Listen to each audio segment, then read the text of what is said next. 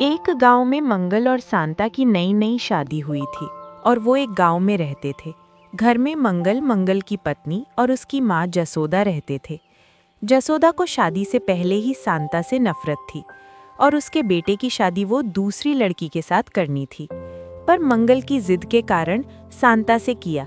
इसीलिए जसोदा छोटी छोटी बात को लेकर उसे डांटती और बोलती, अरे सुनती हो, माँ के लिए गर्मा गर्म चाय लाओ। हाँ जी, मैं नहाने बैठी हूँ, तुम जाके ले लो। देखा तुमने कितनी अकड़ है। मैं तो तुमसे पहले ही कहती थी कि ये लड़की तुम्हारे लिए बिल्कुल ठीक नहीं है। अरे माँ जाने दो, वो नहाने बैठी है तो मैं ही दे देता हूँ। तुम भी छोटी छोटी बात को लेकर परेशान होती हो। मंगल को उसकी माँ से और उसकी पत्नी से बहुत प्यार करता था और मंगल रोज सुबह नौकरी पे चला जाता। ऐसे ही उनकी जिंदगी खुशहाल थी। एक दिन सांता का भाई सांता के घर आता है। बहना कैसी हो? सब अच्छा तो है ना? और तबीयत कैसी है? भाई के आते ही सांता के चेहरे पर खुशी आ गई और जसोदा के चेहरे पर गुस्सा।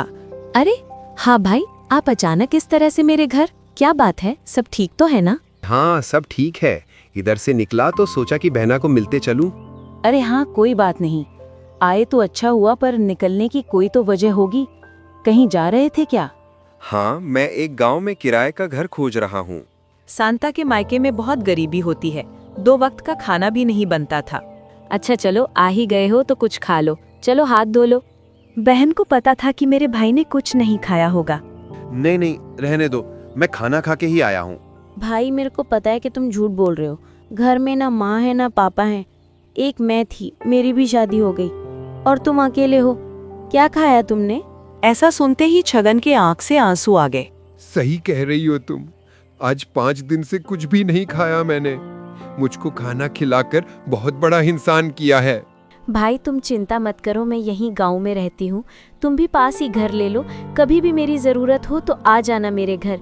ये बहना तुम्हारे जो हमेशा हाजिर रहेगी। जसोदा बाहर से छुपकर छगन और शांता की सारी बातें सुन रही थी और मन ही मन बाजू में घर लेने का कह रही है, पर लेने तो दो, फिर बताती हूँ इन दोनों को। फिर सांता का भाई घर की खोज में निकल जाता है। खुशकिस्मत से उसको एक घर मिल जाता है। घर तो ले लिया, अब कहीं नौकरी का जुगाड़ करना पड़ेगा, नहीं तो घर का किराया कैसे दूंगा। दूसरे दिन सुबह वो सांता के घर आता है। भाई, मिल गया तुमको घर?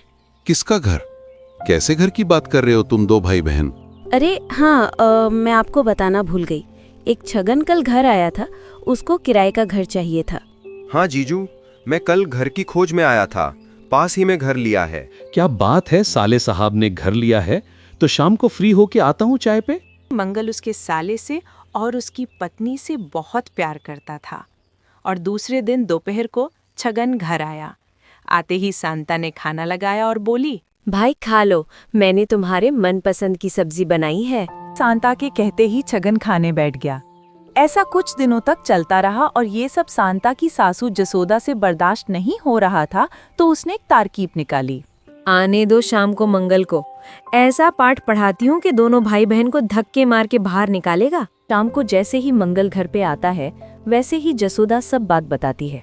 मंगल, एक बात बतानी थी। अरे हाँ माँ, बोलो, क्या बात है?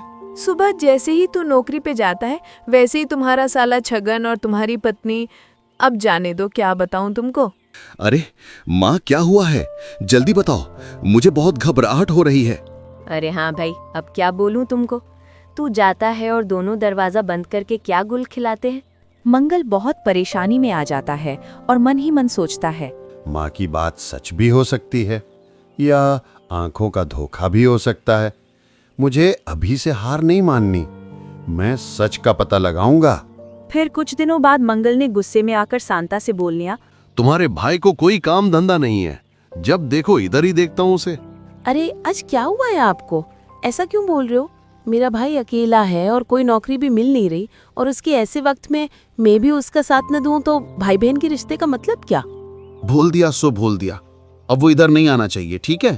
और वो मेरे घर में दिखाई दिया तो दोनों भाई बहन को घर से धक्के मार के बाहर निकालूंगा, समझ गई? ऐसा बोल के मंगल सो जाता है और सांता पूरी रात रोती रही। और एक और ऐसा देख के जसोदा बहुत खुश हुई। सुबह मंगल उठा और थोड़ा सिर में दर्द होने के कारण, ओह माँ, आज तो सिर फटा जा रहा है। एक काम करता हूँ, नौकरी से सुबह की छुट्टी ले लेता हूँ और शाम को चला जाऊंगा। मंगल ऐसा बोलकर आराम करता है और शाम को नौकरी जाने के लिए तैयार हुआ। चलो शांता, मैं निकलता हूँ। तुमने कुछ दिनों से ठीक से खाना नहीं खाया, आज खा लेना और मेरी बातों का बुरा मत लगाना। अच्छा, मैं निकलता हूँ। अच्छा, संभाल कर जाना और सुबह जल्दी घर आना। ऐसा बोलकर मंगल नौकरी पे निकल जाता है और शांता सोने चली जाती है। और मंगल को रास्ते में फिर से सिर में दर्द हुआ, तो मंगल का मन नहीं हुआ काम पे जाने का, तो बीच रास्ते से ही घर की ओर आने लगा। घर पहुंचते ही उसने जो देखा, पैरों तले से जमीन खिसक गई। उसने देखा कि छगन घर की छत से होकर शांता के कमरे में गया। मंगल उसी जगह सुन्न हो गया। दरवाजा खोलो। शांता ने दरवाजा खोला तो शांता और उसका भाई एक ही कमरे में थे। मंगल ने शांता से पूछा, इधर क्या कर रहा है? नहीं जी, मुझे नहीं पता कि कब आया। तो इधर कब आया और कहाँ से आया? वो कहां से आया मेरा कुछ नहीं जानना है। तुम दोनों इसी वक्त बाहर निकल जाओ। मेरी माँ कहती थी, बिल्कुल सच कहती थी। मैं ही पागल था जो तुझ पे भरोसा किया। मेरी बात तो सुनो, एक बार मेरी बात तो सुनो। मेरे को कुछ सुनना नहीं है, निकल जाओ जल्दी से। चले जाओ, बेवजह तुम पे हाथ उठाना पड़ेगा। दोनों घर से बाहर चले जाते हैं और शांता पूरी रात रोती है और उसके भाई से पूछती है, अरे तेरे को मैंने ना बोला था कि तेरे जीजू ने घर आने का ना बोला है, तो तू क्यों आया था? और छत से क्यों आया था? दरवाजा नहीं था क्या? दरवाजे से भी आ सकता था। तेरी वजह से कितनी बड़ी प्रॉब्लम हो रही है ना जाने तेरे जीजू मेरे बारे में क्या क्या सोच रहे होगे। तू क्यों आया था? नहीं, मैं कुछ चोरी करने नहीं आया था। मैंने 3 दिन से कुछ नहीं खाया था, इसीलिए मैं खाना खाने आया था। और मैं दरवाजे से आने का सोच रहा था, पर दरवाजे पर आया और तुम्हारी बातें याद आ गईं। तुम्हारे जीजू ने ना बोला है मेरे घर मत आना, इसीलिए मैं छत से आया। मेरी गलती हो गई। फिर शांता और उसका भाई छगन के घर पर आते हैं। अरे अब क्या करे भाई, तुम्हारे जीजू को कैसे सच समझाएं? वो अब नहीं समझेंगे तो मेरा क्या होगा? मैं तो उनके बिना मर जाऊंगी। अरे बहन, तुम चिंता मत करो, मैं कल ही जाता हूँ जीजू के पास और सब बात बताता हूँ। वो मेरी बात तो मानेंगे और तुमको वो खुद लेने आएंगे। अच्छा, तुम कल जाना और तुम्हारे जीजू को समझाना। फिर कल सुबह छगन मंगल के पास जाता है। अरे तू इधर क्यों आया है? निकल जा मेरे घर से, और आज के बाद कभी भी आया तो मेरे से बुरा कोई नहीं होगा, आना मत। ये सुनकर छगन रोने लगता है और बोलता है, अरे जीजू, तुम मेरी बात तो सुनो। मैं कुछ चोरी करने या किसी इरादे से नहीं आया था, बस मेरे को भूख लगी थी इसके लिए आया था। और मैं छत से क्यों गया था? मुझे शांता ने बोला था कि तुम्हारे जीजू ने घर आने का ना बोला है, इसलिए मैं दरवाजे से नहीं आया। मेरी वजह से आपका घर खराब मत करो, आज के बाद कभी नहीं आऊँगा। मेरे को तुम 2 भाई बहन की बात पर बिल्कुल भरोसा नहीं है, और तुम 2 भाई बहन मेरे घर आने की हिम्मत मत करना, वरना मेरे से बुरा कोई नहीं है।